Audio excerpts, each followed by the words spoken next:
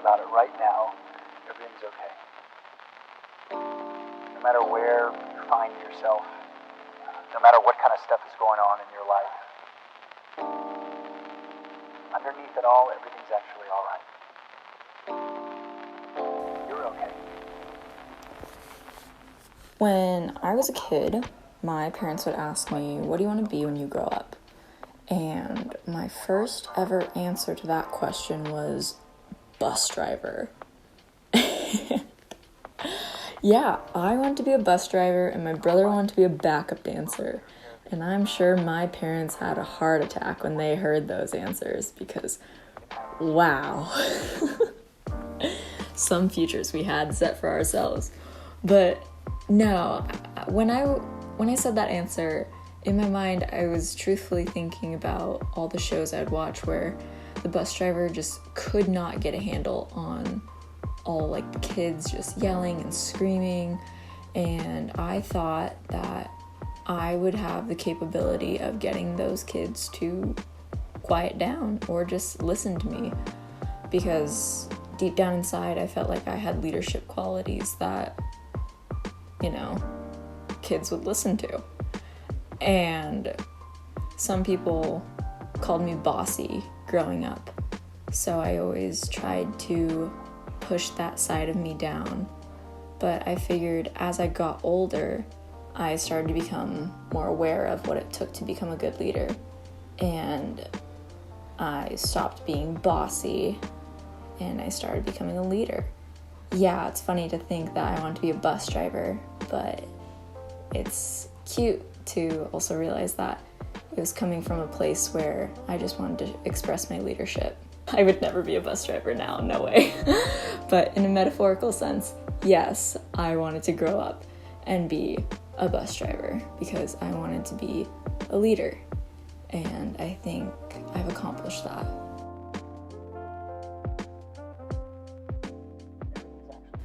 My grandma taught me a lot of things growing up, but from the brief time that she spent living with us here in Sacramento, she always taught me that you need one best friend in life. Granted, I took this advice with a couple grains of salt because I had a couple best friends throughout my entire life, but she did have a point. I have been grateful to have amazing best friends and people who I will tell all of my deepest, darkest secrets to. And those people have made life just all the more enjoyable. And I've never been more grateful to have these people in my life. And so I'm so grateful that they've stuck with me through thick and thin, sometimes more thin than others. But I love them. And I know that these people are some of the best people I have met. And my grandma was right. You really only need one best friend. But I think I have been blessed to have a couple. My favorite color is white.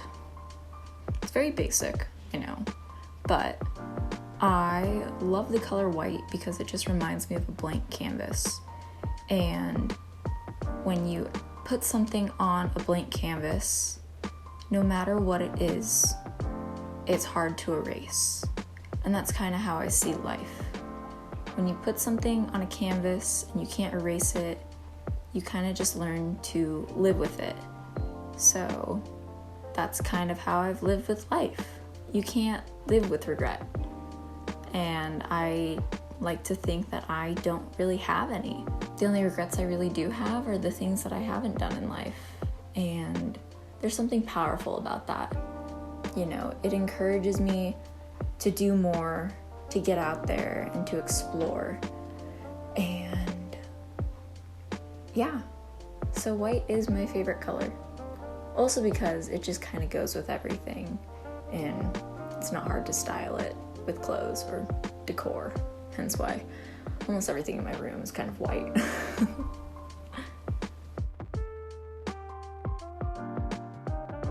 you have to kind of find your level and what you're good at.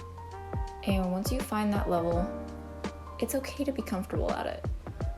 And it's okay to push yourself harder, but it's not okay to push yourself to a point where you're so stressed all the time, every day, to a point where you're unhappy. And that's kind of how I've lived life for a while now. So I've lived life to a point where I know what I'm good at, and I focus on that, and I know what my level is. I kind of took that approach when applying to college. Whenever I approach something or I take on something new in life, I always have to make sure, is this something I can handle? And is this something that is going to bring me equal parts joy and stress? And if it's not equal, or if it's more stress than it is joy, then it's not worth it.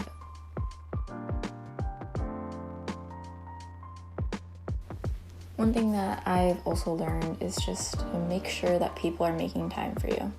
If you're gonna put yourself out there and make time for other people, make sure they're doing the same for you. Everything in life should be a two-way street. And anything short of that, it's not worth it. If you're gonna put 100% effort towards someone and they're not gonna put 100% effort towards you, then, darling, move on.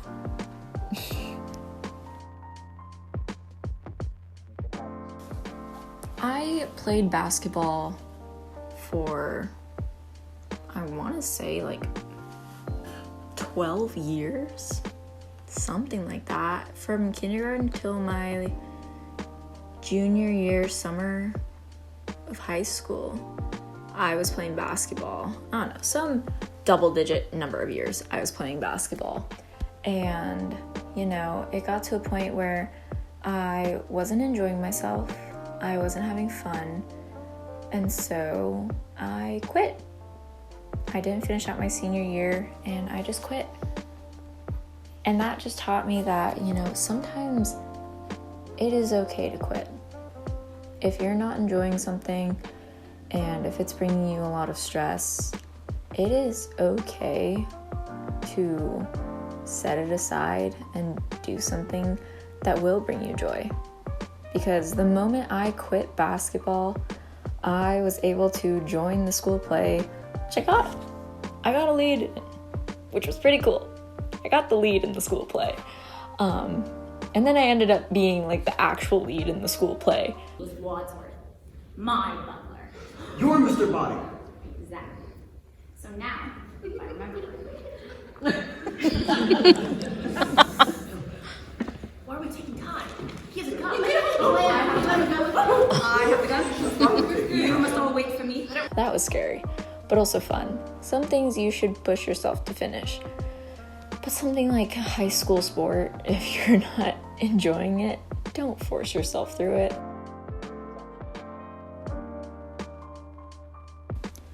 My parents' ability to just work as a team all the time, every day, it's rare to ever see them apart.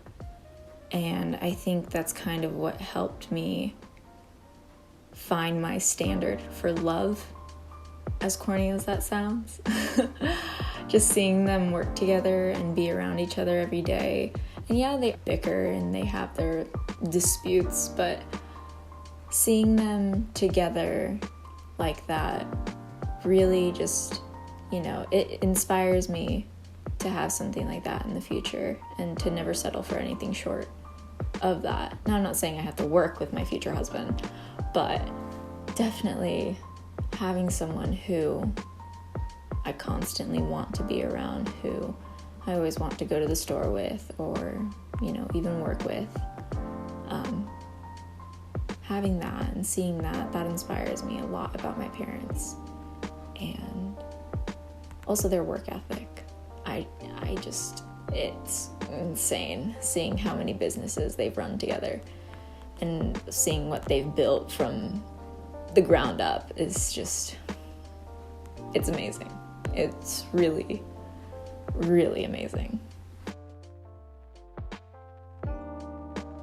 I wish I could sing, like really sing, like belt a ballad at the top of my lungs and not miss a note, like, but no, I tried out for jazz choir and I didn't even make it, so I clearly cannot sing well enough to make a high school jazz choir, but that's okay.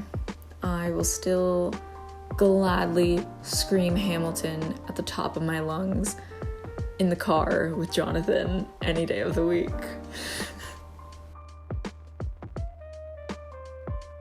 Some of my favorite memories growing up as a kid are going to Kings games with my dad, especially just opening night. I remember I'd sit there and I'd just stare at that screen and just like could feel the vibrations from all of the music and whatnot just going, and it was intense, but I loved every minute of it. I'm gonna miss those for sure. I like singing campfire songs.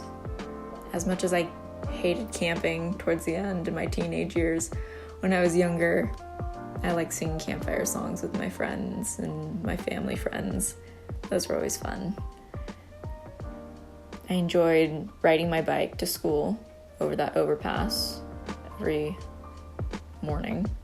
I guess you can't say every morning because I didn't actually bike to school every morning. It was more so only on Wednesdays because I'd have extra time and I didn't have to wake up that early. But when I had the opportunity to, and it wasn't too much of a stressor, I enjoyed riding my bike.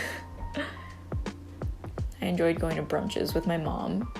Every Sunday, my mom and we would go out on the town to like Sacramento or somewhere and try to find a cute little brunch place to go eat at. And I'm gonna miss that when I go off to college. But I know that when I come back, I'll have those to look forward to. So hopefully once all this pandemic stuff dives down, we'll be able to go out and adventure some more.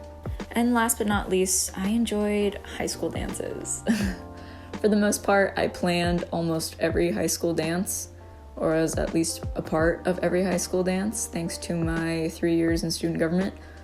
And I just remember having an amazing time at just about every single one.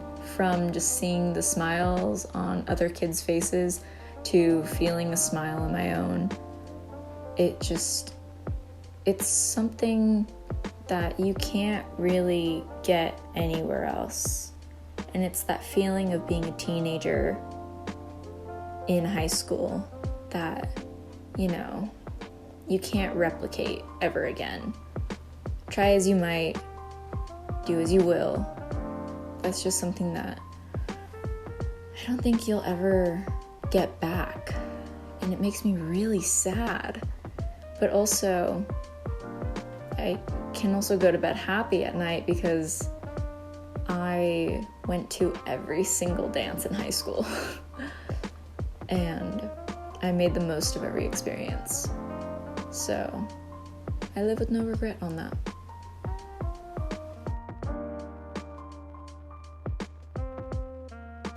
I just want to say thank you to everyone who makes saying goodbye so hard. I am not really an emotional person, but having said goodbye to so many people in this past week, it has really been hard. But I also know that it's hard in the sense that this chapter of our lives is closing. Yes. This chapter of our lives is closing, but at the same time, everybody who makes saying goodbye so hard, I know will still be in my life in the next few chapters. And I just look forward to seeing where we all end up.